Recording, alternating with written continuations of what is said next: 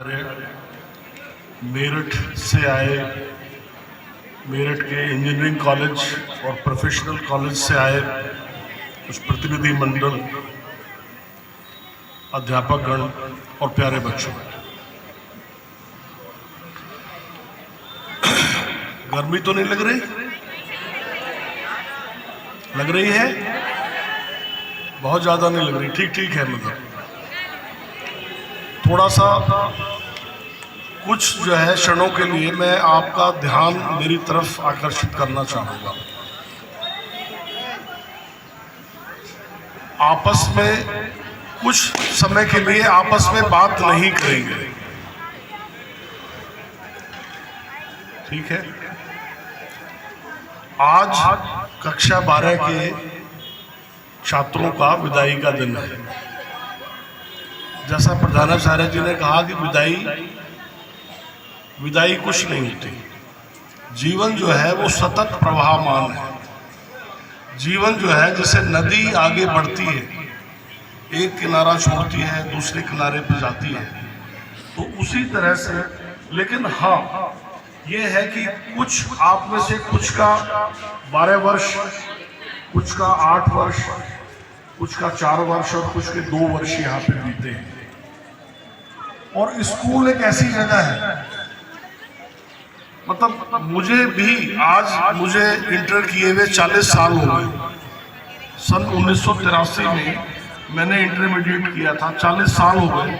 लेकिन आज भी अपने सारे टीचर्स का नाम, फिजिक्स किसने पढ़ाई थी, केमिस्ट्री किसने पढ़ाई थी, मैथ्स कौन पढ़ाते थे, इंग्लिश कौन पढ़ाते थे, अगर मुझसे पूछो तो मैं आज भी बता सकता हूँ। हरनाम सिंह फिजिक्स पढ़ाते थे, लक्ष्मण सिंह केमिस्ट्री पढ़ाते थे, एस.के. माहेश्वरी मैथ्स पढ़ाते थे, जे.एस. रघुवंशी इंग्लिश पढ़ाते थे।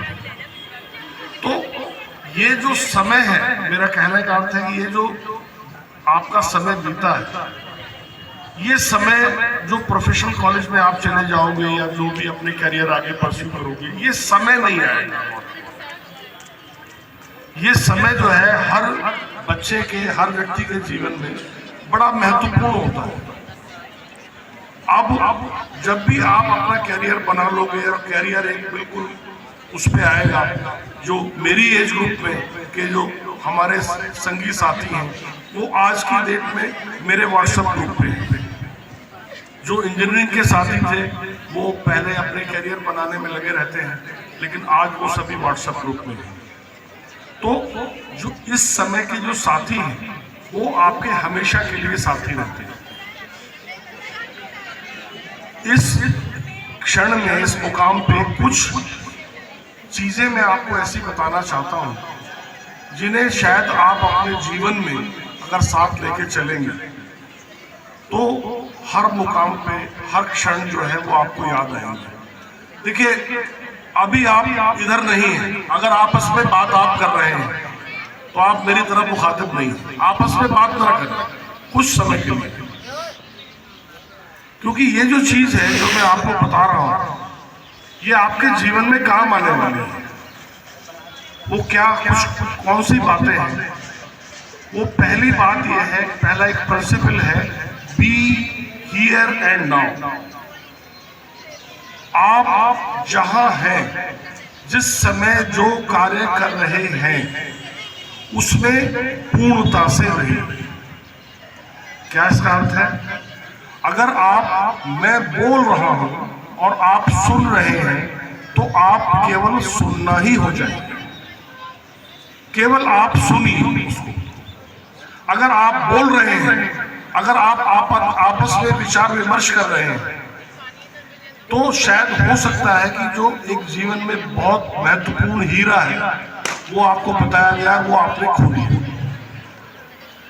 यही नहीं, आप सुबह से लेकर शाम तक आप उठते हैं, आप खाना खाते हैं। अगर आप खाना खा रहे हैं तो हर कौर का आप आनंद लीजिए। अगर आप पढ़ रहे हैं तो केवल पढ़िए, फिर इधर मत देखिए, फिर इधर मत देखिए। अगर आप खेल रहे हैं तो पूरी तरह से खेलिए। अगर आप डांस कर रहे हैं तो पूरी तरह से अपने आप को उड़ेल दीजिए डांस। अगर जो काम आप पूर्णता से करेंगे, टोटलिटी में करेंगे, तो आनंद उसका प्रतिफलन होगा, उसमें आनंद आएगा। और आधे आधे, टूटे टूटे, बिखरे बिखरे अगर कोई काम अगर आप करते हैं तो आप उसको एंजॉय नहीं कर पाएंगे। और आप अगर जीवन को एंजॉय नहीं कर रहे हैं, एक बच्चे ने कहा कि जीवन में मस्ती में करना है। इस पढ़ाई का मतलब ये नहीं है कि मस्ती छोड़ देनी है, या मस्ती कोई अलग चीज है और पढ़ाई कोई अलग चीज है। अगर आप किसी चीज को पढ़ रहे हैं, समझ में आ रहा है, तो आपको मस्ती आएगी। तो ऐसा कुछ नहीं है कि पढ़ाई एक बोर्डम क्रिएट करेगी। पढ़ाई माने बोरियत। जिस दिन आपने ये सोच लिया कि पढ़ाई माने बोरियत, इट मीन्स आपने पढ़ाई ढंग से नहीं की। दूसरे एक जो मैं आपसे कहना चाहता हूं कि किसी भी छोटी सी छोटी चीज को, छोटी सी छोटी टास्क है, उसको पूरे ध्यान से करें। अगर आप चल रहे हैं तो ठीक से अपने चलने पे ध्यान दीजिए। अगर आप किसी से बात कर रहे हैं तो बात करने पे ध्यान दीजिए। छोटा कोई भी टास्क आपको दिया जा रहा है, ये ऐसा नहीं है। आपका जो व्यक्तित्व बनता है वो छोटी छोटी चीजों का मेल है। किस तरह से आप बात कर रहे हैं, किस तरह से आप कोई कार्य कर रहे हैं, किस तरह से जो है वो आप कम्युनिकेट कर रहे हैं, कितने अच्छे से आप किसी की बात को समझ रहे हैं, कितने अच्छे से दूसरों को अपनी बात समझा रहे हैं। तो जीवन में छोटे छोटे कार्यों से ही आपका जो व्यक्तित्व है वो बनता है। और जैसा हर बार हर उस पे मैं कहता हूं कि जीवन में अपना एक लक्ष्य बनाएं।